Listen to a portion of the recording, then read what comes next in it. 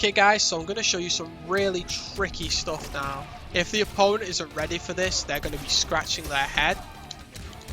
And there's so many different ways to mix your opponent up off of it, that this should be something that's super sort of used by yourselves, and you need to get used to it. So here the opponent was on tech roll backdash and they just get completely blown up for it. If they do tech roll, they get blown up, but they can tech roll and block. Let's have a look at the same situation, same bomb setup, but they decide to delay their wake up.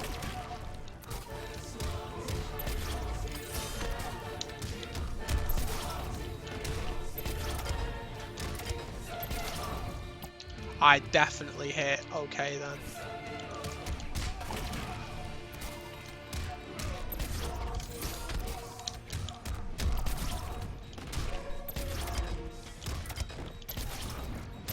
So as you can see, even if they delay their wake up with this combo, you will still be able to do the hard to blockable on them. You can also add an extra layer of mind game on a super read, where you do standing 3, then do the bomb. Don't do cancel into bomb, just do the standing 3, do bomb, then do back 3 down 4.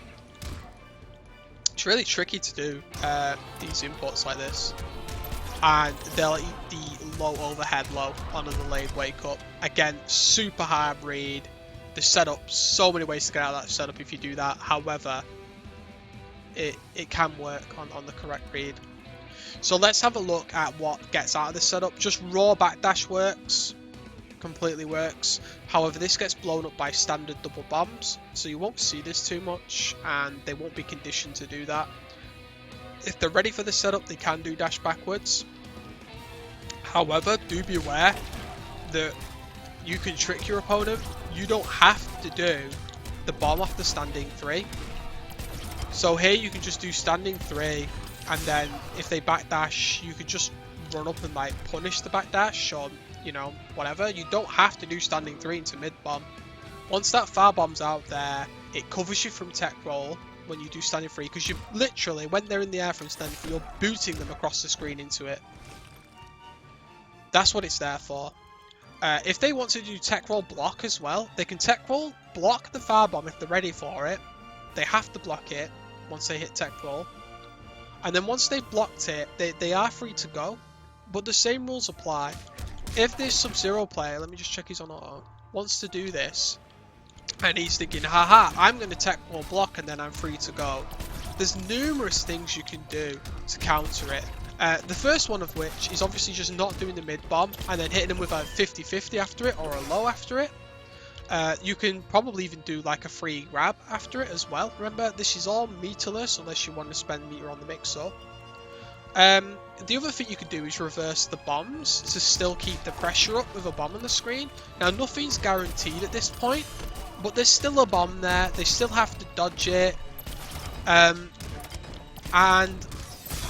you know, obviously that comes there. If they jump there, let's say for instance you do that setup and they're in the habit of jumping, you can throw a net out, and the opponent should get netted. I don't know if this will work. I'll give it a go though. Have I set the bomb out yet? Oh. Start from scratch. I do believe this is quite a specific timing on the net. I couldn't tell if I had to run under there, or sometimes it does that. Oh no.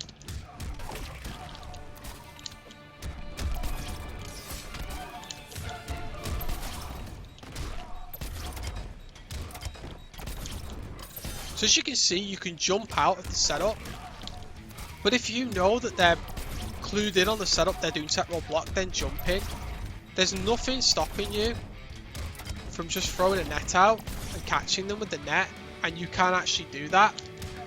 Same rule applies if you don't do the bomb at all.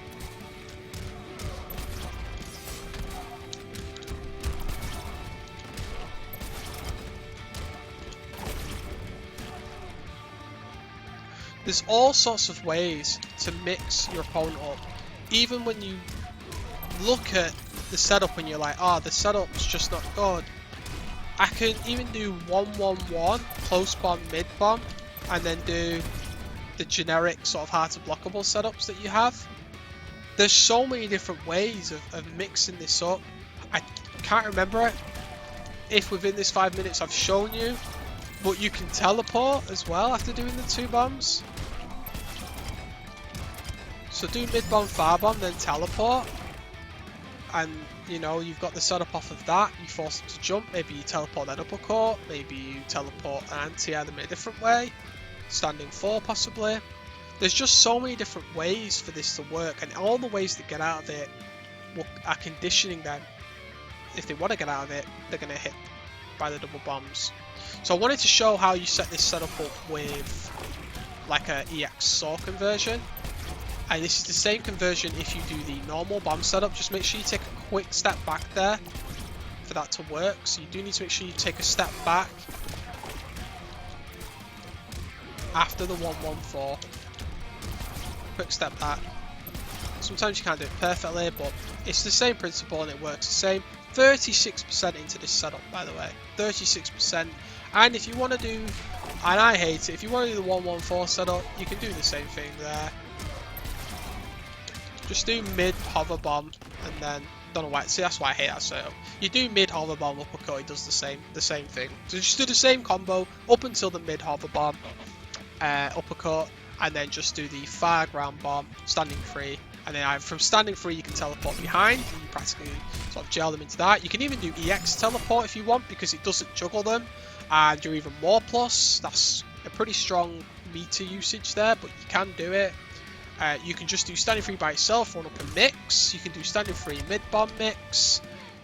You can do mid bomb then standing free far bomb, run up mix.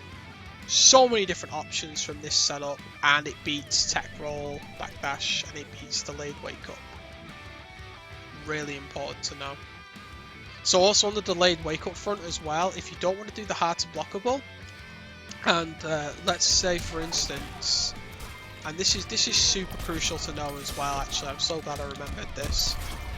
If the opponent is doing delayed wake up and you do dash forward, they will get clocked by the hard to blockable overhead low. If you time it right, they will stand up in time for it. And you're thinking, well, why would you do this? Well, this is an armor bait. So what will happen in a general game is against a high level opponent, you'll do this setup and sometimes you'll block just to show that you're blocking, and then you'll nail them like that once you realise that they've not woke up. So that's a quick oh, no, not woke up, okay. So you're checking for the delayed wake up, then you go overhead. You can do the sweep as well. You can probably even do the grab. I've not checked the grab yet. I'm going to check it now. Probably not going to get this right, guys.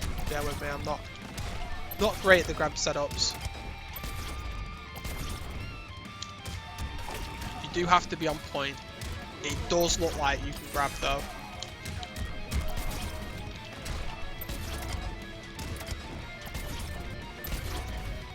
So you can grab them, you can mix them up, all off of them thinking I'm just going to delay me wake up. If they wake up with tech roll, they have to block that far bomb, and if they block the far bomb, even if they block the far bomb, you still get to run up with massive plus frames and sort of do what you want to your opponent if you just do standing free into that. And obviously if they did tech roll there, that would have all connected.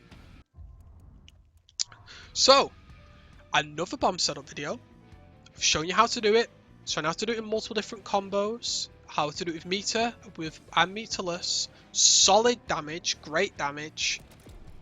And it complements the standard double bomb setup so well because the options to get out of it are so good. Disclaimer, I've played numerous people, including level 90 plus players, and none of them figured it out. Not one of them tech roll blocked or backdashed the setup once. They got caught out every single time. The only way they got out was with armor. So this is an unknown setup at the moment. Nobody's going to know what this is. They're going to be confused as hell. They're going to mash. It destroys them. Absolutely destroys them. And the best bit about it is normally with this kind of setup there isn't a hard to blockable involved, but with this setup there is. Thanks for watching, guys. Hopefully we can bring Cyrax onto the map, making him a formidable character in the future. Thanks for watching.